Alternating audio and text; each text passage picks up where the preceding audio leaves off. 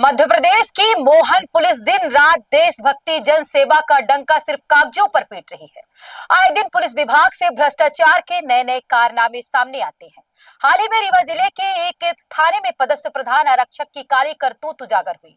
आपको बता दें कि नशीली कप सिरप का विस्तार करने के एवज में प्रधान आरक्षक को 1,26,00,000 रुपए की रकम दी गई और बदले में संरक्षण और काले कारोबार को पनाह देने का शर्त रखवाया गया।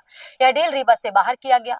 एक तरफ जहां रीवा रेंज के आईजी गौरव राजपूत, रीवा एसपी शैलेंद्र सिंह चौहान दिन रात इस नशीली कप सिरप को जड़ से समाप्त कराना चाहते हैं, वहीं दूसरी तरफ प्रधान आरक्षक की इस काली करतूत से कुछ और ही समझ आने लगा है।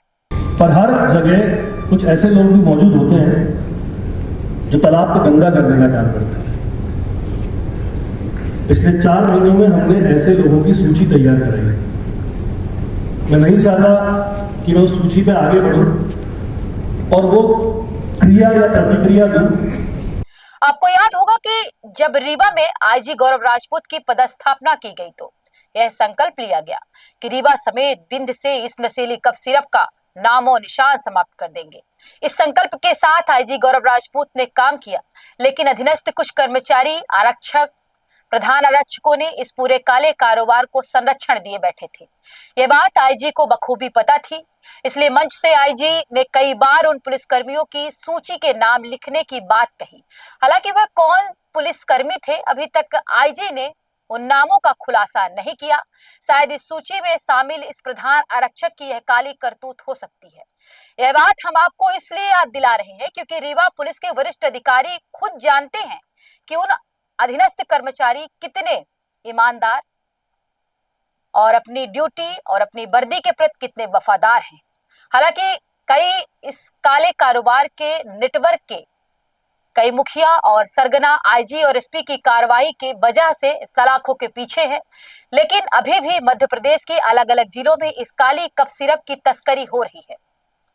हालांकि यह मामला वरिष्ठ अधिकारियों के संज्ञान में है। हमें पता है कि आप भी उस प्रधान आरक्षक और थाने का नाम जानना चाहते हैं, लेकिन इस पूरे मामले को लेकर हम जल्द ही एक बड़ा खुलासा करेंगे और बताएंगे कि कौन वह प्रधान आरक्षक है जिसने इतनी मोटी रकम ली और उसकी टीम में और कितने ऐसे पुलिसकर्मी हैं जो शामिल हैं।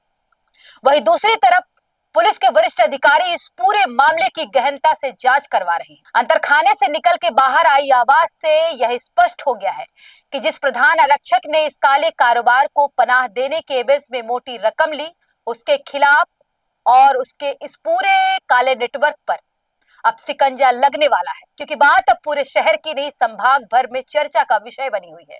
और हम यानी कि टीवी फर्स्ट भी जल्द ही खुलासा करेंगी कौन है वो प्रधान आरक्षक जो इतनी मोटी रकम ली। तो हम भी मिलते हैं जल्द ही इस पूरे मामले को लेकर।